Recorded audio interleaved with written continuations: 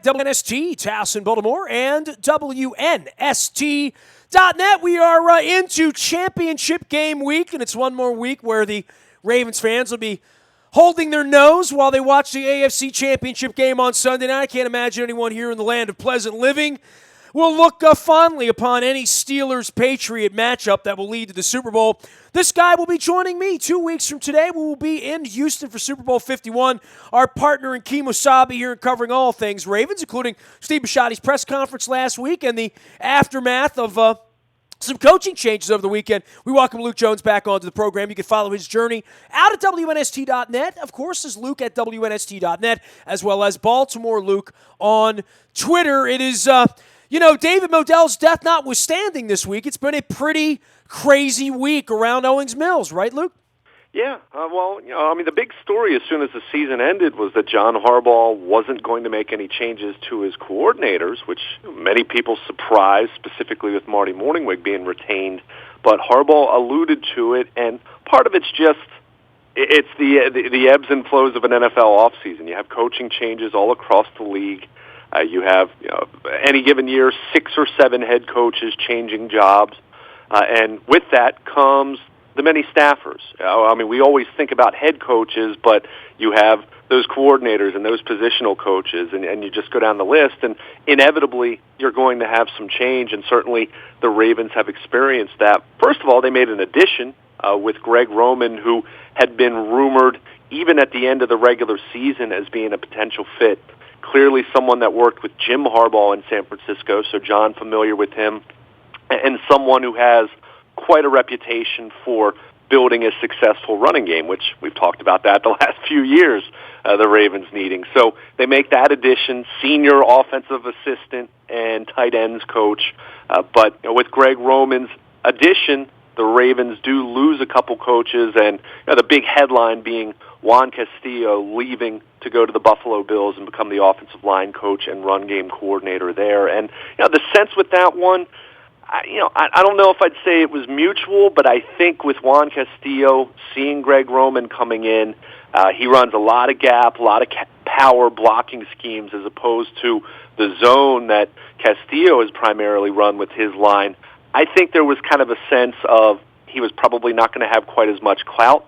And in the case of being up in Buffalo with McDermott, as someone he'd worked with in Philadelphia, of course, actually replaced him as defensive coordinator with the Eagles, which is interesting enough. But I think there was a sense from Juan that maybe time for a fresh start, wasn't going to have quite as much clout here. And I don't think the Ravens were looking to move on. John Harbaugh said just a couple days after the season ended, I asked him about Juan Castillo specifically, and said that he's a great offensive line coach. So didn't get a sense that it was that they were looking to move on from him. But I just think this was, there was some change maybe that was going to benefit both sides here. Well, and, for disruption, you've always got positional coaches that can become the next thing, right? And we're not unfamiliar with that around here. That's how Marvin Lewis and Mike Smith and Jack Del Rio, that's all these guys left here. Rex Ryan, all these guys, move sort of up the totem pole, as you say. And then there's guys like Juan Castillo that are probably never going to be a head coach, right? They're going to be what they are, and finding a more comfortable place. I always thought John was talking about Juan Castillo in the present tense. I have to think there was some level of surprise going on, but that's what happens when your buddy gets a job in Buffalo, right? Yeah, and again, I don't think this was a case where, to be honest, I don't think the Ravens are devastated by him deciding to leave because of what I said with Greg Roman. Not really the same kind of fit as far as what you would expect he's going to bring with the running game. Probably, similar to what we saw a couple years ago when, Juan Castillo facilitated what Gary Kubiak wanted to do with the running game in 2014. So I think it was going to be a situation like that. And then, you just said it. There is, call it a fraternity, good old boys network, all kinds of different nomenclature that we use for what is the coaching machine in the NFL, where you just have guys that go all over the place, especially if you're position coaches. You don't last anywhere for long. It's a vagabond life. It really is. It is. Oh, yeah. It is. You go to any of these assistant coaches, even accomplished accomplished guys who eventually become coordinators or head coaches. Go to their Wikipedia page, and you will just see it is just a timeline, and it's rare that they spend more than 2 or 3 years in one place. I mean, some guys, get lucky, and they'll find a spot, they'll find a niche, they'll find a place where they're really appreciated, and they get to stay 5 years. yeah, exactly. I mean, Right. and the Ravens have had some position coaches who stuck here for a long time, but for every coach who's like that, you have a half dozen who are coming and going. I mean, that's just the way it goes. We didn't mention it. Leslie Frazier, who did in my mind, a nice job with the secondary, despite what happened at the end of the year with Jimmy Smith not being on the field. But he becomes the defensive coordinator in Buffalo. So it's very much a very fluid situation being an NFL coach.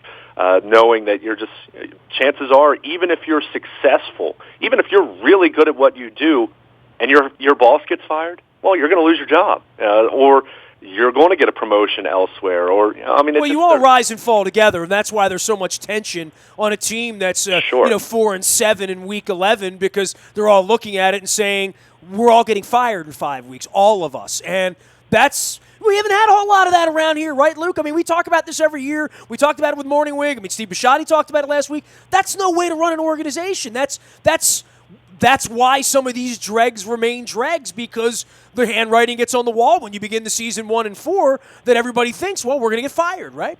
Yeah, and then you get into that culture where everyone's looking over their shoulder, everyone's pointing the finger elsewhere. CYA, right? Yeah, exactly.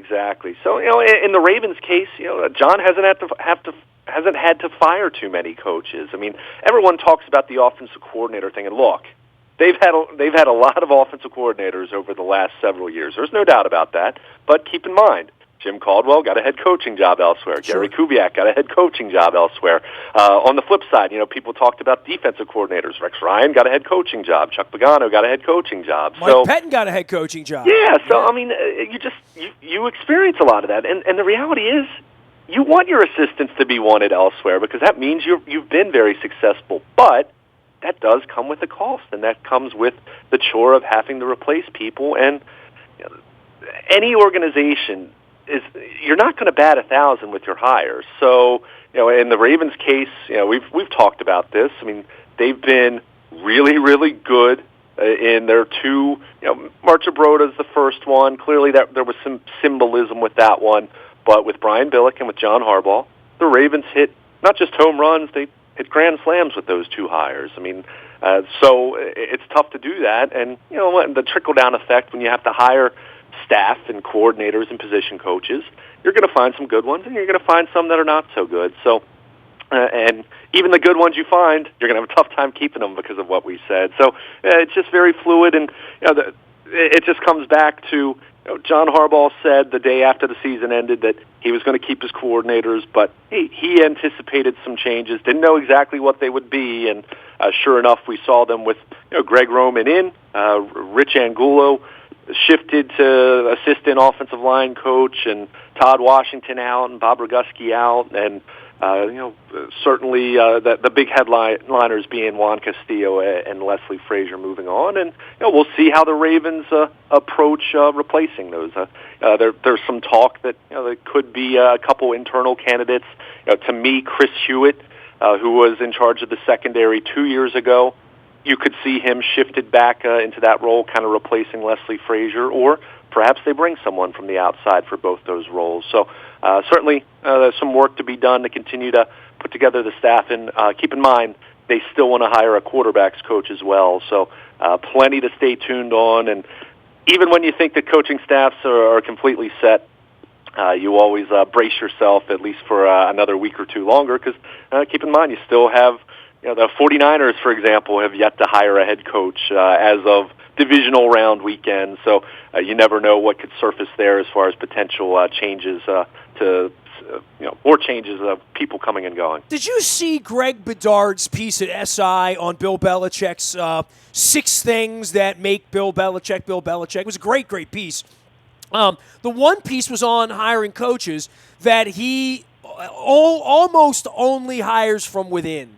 Yeah. That he never gets anyone else's cast-off or rising star, he prefers to have people come through his system. It's the only system they learn. They're not poisoned by anything else. And for the Matt Patricias and the Josh McDaniels and the other guys, Romeo Crennel's been through their Dean Pease, but there aren't a whole lot of people that come out the other side that wind up, Scott Pioli being another, that wind up moving on to something else. He has a unique philosophy about how that works. Yeah, it's really interesting when you think about that. One, when you're as successful as the Patriots have been, you can kind of afford to do things your own way, I suppose. Fair enough. But it is right in that you say, I mean, how many different individuals have come out of that Belichick coaching tree and not done so hot? I look at right now, Bill O'Brien's looking like one of the bigger success stories, and he's only had modest success. He almost got fired. Yeah, that's what I'm saying. I mean, it's not like anyone's calling him the best coach in the league, but, you think of Crennel, and, certain guys that went to the collegiate ranks. Charlie Weiss comes to mind. I mean, there have been a lot of guys who have moved on and not found that same success. And, how much of that is that they're not as, that they're just benefiting from being with Bill Belichick and Tom Brady? That factors in. And then part of it is you do wonder if maybe you'd like to have some more well-rounded perspectives as you're building your resume, as you're learning your craft, so to speak. So it's interesting. There's no doubt about that. That's why, as much as everyone's talked about Josh McDaniels, and look, he's done a fantastic job rehabilitating his coaching career after what was a pretty ugly ending in Denver. But as great as a coordinator he is, and I think he is a really impressive offensive mind, I would still be a little, maybe not leery. Maybe that wouldn't be the right term, because you're kind of leery with any head coach you're going to hire because you don't know how it's going to work out. But I saw how he did in Denver, and yeah, he's come back to New England and he's done a fantastic job. And maybe he is the next Belichick, someone who failed in his first stop and then figured it all out second time around. But it just that is interesting for all the success, and that's a dynasty. I mean, they've been so good for so long. Yeah, to measure yourself against them is like, well, okay, but how they do business is different than the way anybody else does business. Yeah, it is, and it's interesting to see what kind of potential negative impact that's had on their assistants. I mean, there's something to be said that maybe if you're an assistant with Bill Belichick, maybe there is some value to getting some other experience elsewhere before you dive into that first head coaching job. But it'll be interesting to see how that works out for McDaniels or Patricia or whoever comes out of that coaching tree next to get a head coaching opportunity. He is Luke Jones. He is Baltimore Luke at on Twitter, as well as Luke at WNST.net. And as much as we can examine the Ravens, and we've talked so much about David Modell and everything being laid down this week, there was real football over the weekend, and these are hard times for Ravens fans, bro. I mean, not the loss of David Modell and how people feel about the coaches and Steve Bisciotti, and now we're going to be sitting around watching the Steelers and the Patriots play for the rights to go to the Super Bowl. This is a rough week around here. I mean, we're not going to avoid one or the other. We're going to have one, right? 2 weeks from now, we get together in Houston. Now, I guess the question is who comes out of the other side, Atlanta and Green Bay. I know you and I will be either big Atlanta or Green Bay fans 2 weeks from now in Houston. Yeah, you could hear that collective groan coming from the greater Baltimore area right around 11 o'clock last night, or a little after 11 o'clock, with New England, Pittsburgh in the AFC title game. Really good games on Sunday. I mean, Saturday kind of followed the formula that we saw Wild Card Weekend. Games not terribly competitive, not terribly entertaining, kind of a sense of haves and have-nots. I mean, really impressive performance by Atlanta. I mean, I think that's a team that everyone kind of remember the old narrative about Matt Ryan, good regular season quarterback, couldn't do it in the playoffs, only had one playoff win. Falcons team that had some success under Mike Smith, but some big disappointments as well. And they kind of plugged along and played really good football all year, and they have a fantastic offense. I mean, all pro center, good offensive line, wide receiver talent special, running back talent really, really impressive, and Matt Ryan playing much better than he did a year ago, and playing some of the best football of his career. They were really, really impressive and made the Seahawks look pretty unimpressive. We kind of saw that Jekyll and Hyde Seahawks team, and pretty clear that secondary not the same without Earl Thomas after he got hurt. But was really impressed with Atlanta. Wasn't all that impressed with the Patriots relative to what you expect from them. A kind of ho-hum performance from them. Houston's defense is pretty good. I think they did some nice things, but Sunday, the Dallas-Green Bay game was fantastic. I mean, that was, we use the term instant classic a lot, and we overuse that term a lot.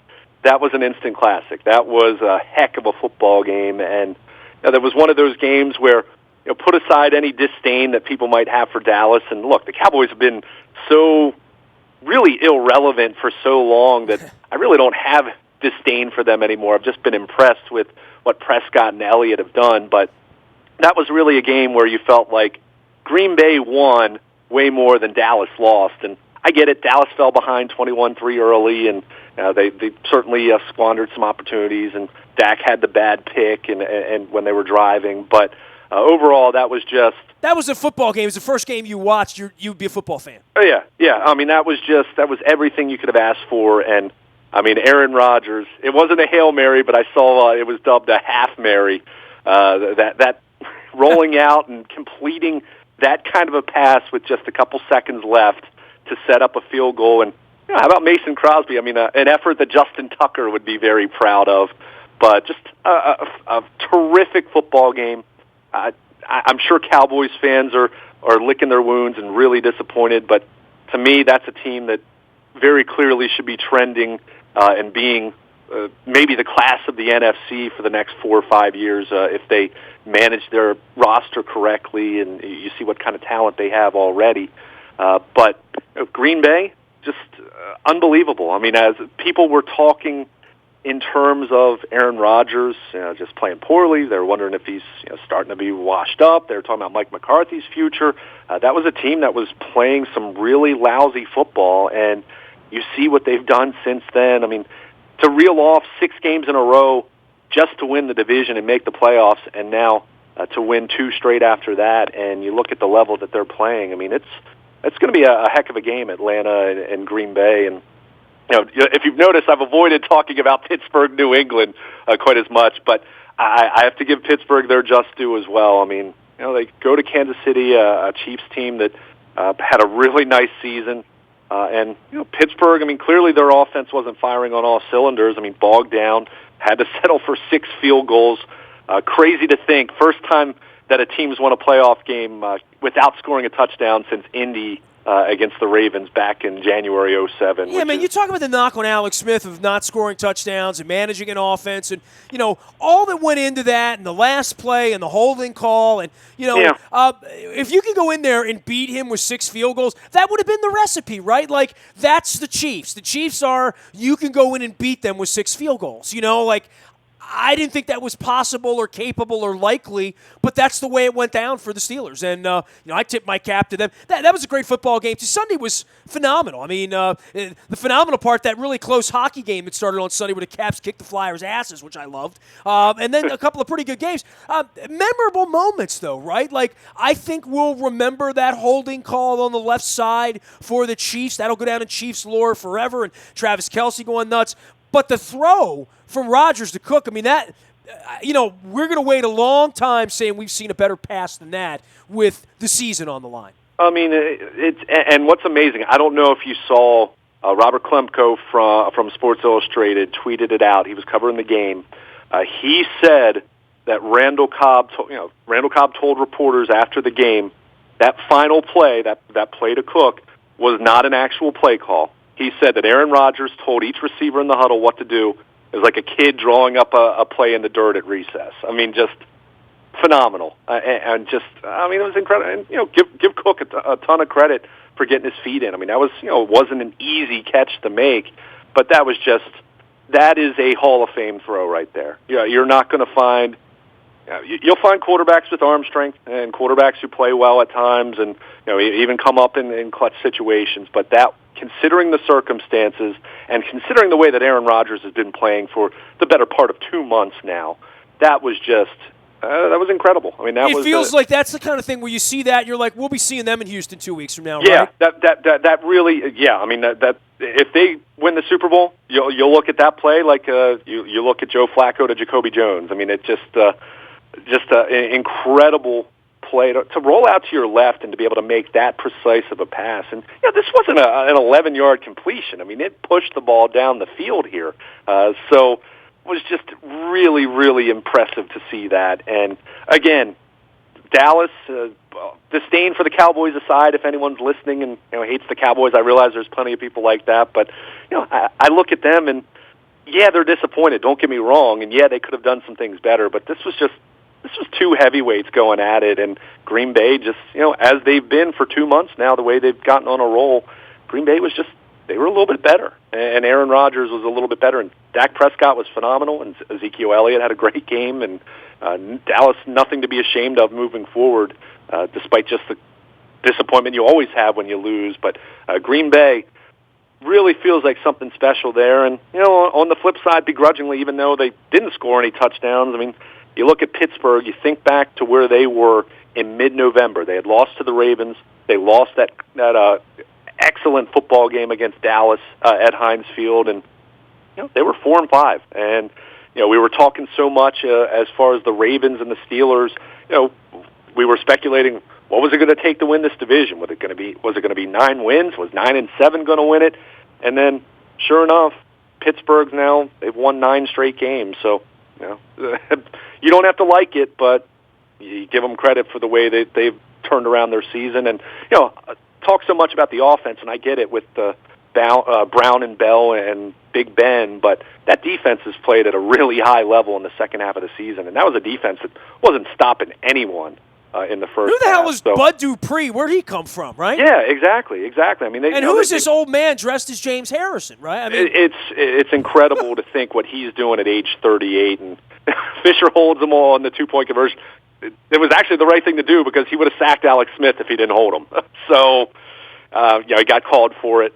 Certainly unfortunate for Kansas City. Unfortunate for anyone that was rooting against the Steelers. It was holding, though. Let's not mince words. It was. Yeah, they didn't get jobbed there. I can't say that was a bad call. But Pittsburgh, they've gotten some contributions. From guys like Harrison, but Bud Dupree, and you see what they've gotten in the secondary with Davis and with Burns. I mean, that is a defense that's unfortunately. I mean, you look at how the Ravens collapsed at the end of the season. Pittsburgh's defense has gotten stronger at the end of the season, and again, New England. Watching them and look, Houston has a really good defense even without J.J. Watt. So I want to give the Texans credit, but I don't know. New England just looked off on Saturday night, and how much of that's because of the bye, who knows? But that Pittsburgh defense, Tom Brady and company, they better be ready. Pittsburgh looked more inspired and more ready to play than New England did against Houston. Looked a little sleepy. I don't know. I mean, New England hasn't been impressive in a way this year where they've beaten up on good teams. They have not. Even Houston, they have not played a lot of really good football teams this year. Yeah. So, and even Tom Brady, I mean, you look at his final numbers, he threw 2 picks. And look, Brady had a phenomenal regular season. There's no doubt about that. I mean, you looked at his numbers, it was like a video game. Yeah, man, dude, they're there, and they're playing in the AFC Championship game, and he wasn't there the first month. So, I mean, and if they show up in Houston because they win by a 2-point conversion or whatever it is, we're going to be stuck talking about him for 5 days. But nobody knows what the hell to do with them, right? I mean, nobody knows how to beat them, right? I mean, that's that. And Pittsburgh goes up there wondering whether the locker room's bugged, for crying out loud. Right? I mean, it's New England. We talk about it all the time. Everyone else is playing chess; they're playing checkers. And I always say they're Ric Flair. You can call them the dirtiest player in the game, and you can hate their guts, but they're the champ. They're the best. Not the defending champ, but they're the best. Over the better part of close to 2 decades now, they've been the best. So it's going to be a chore for Pittsburgh. But Tom Brady, I didn't have the zip on his passes that you normally even see over the last couple of years. He looked a little off. So interested to see. Maybe he's not fully healthy. Who knows? But I'm interested to see if Pittsburgh's defense can do what other teams typically can't do in these types of situations. Hey, can this Pittsburgh team do what the Ravens did up in Foxborough 4 years ago? won't be easy for them, but even though from a rooting interest standpoint, you don't like it, I am looking forward to seeing those two teams play each other. Hey, on Monday morning, the story broke that Mike Tomlin was captured on Antonio Brown's Facebook Live calling the Patriots a-holes. Yeah. For that alone, I'm rooting for you, Mike Tomlin. First of all, Tomlin and I have nothing Brown in common, doing? but we have this in common. It's amazing, though. I mean, it's hilarious. It is, and certainly Ravens fans would appreciate hearing that. Even if Ravens fans, and a lot of Ravens fans are going to root against Pittsburgh. Some are going to root against New England. And, take your pick, pick your poison, I guess. But what is Antonio Brown doing? I mean, why would you want to give New England any ammunition? And look, I don't fault Tomlin whatsoever. That's 5 minutes after a football game ends. A coach is going to be emotional. A coach isn't going to have a filter. He's not expecting to be broadcast on Facebook Live there. So nothing on him, but Antonio Brown, come on, man. What are you doing? Come on, man. All right, well, I'm going to share that, and I'm going to fully agree with Coach Tomlin out on our Twitter. You can find Luke, Baltimore Luke, out on Twitter, as well as Luke at WNST.net. Maybe quiet for a little while here, you think, Luke? I mean, from a Ravens perspective, we're going to be in Houston 2 weeks from now. Other than Senior Bowl, and speculation on this or that or some players, I'm expecting a relatively quiet week, right? We're waiting to see about these final additions to the staff, these final staff hirings, whether they decide to go with internal options for a couple of these jobs, or whether they go out and hire some outside people. Beyond that, you would expect it to be relatively quiet. They had their big soiree down in Florida this past weekend, Steve Bisciotti's place, and we're not going to hear anything public about that, but certainly they're formulating their off-season plans, and possibility of reaching out to some guys as far as trying to re-sign some guys. But hey, we're less than 2 months away from free agency at this point.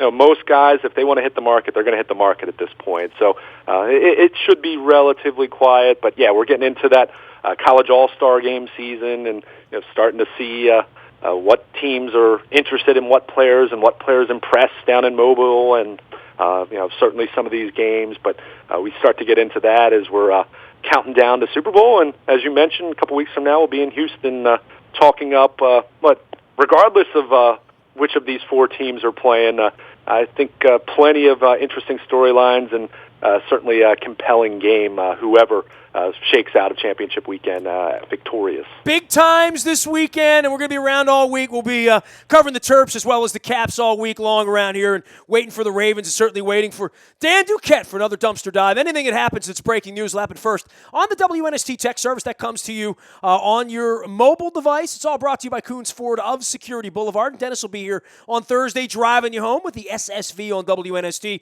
Don't forget, the morning newspaper ships to your email inbox at 7 a.m.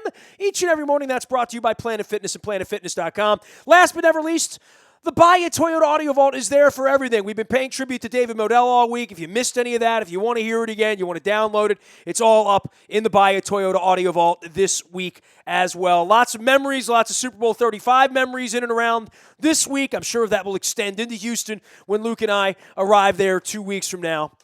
Nasty at WNST.net finds me. Facebook, Twitter, LinkedIn, Snapchat, Instagram, and streaming live on Facebook Live. And even when we don't call Bill Belichick an a-hole, we're streaming live on Facebook Live, as well as our YouTube WNSTV channel. We are WNST.net, AM 1570, and WNST Towson, Baltimore. And we never stop talking Baltimore sports.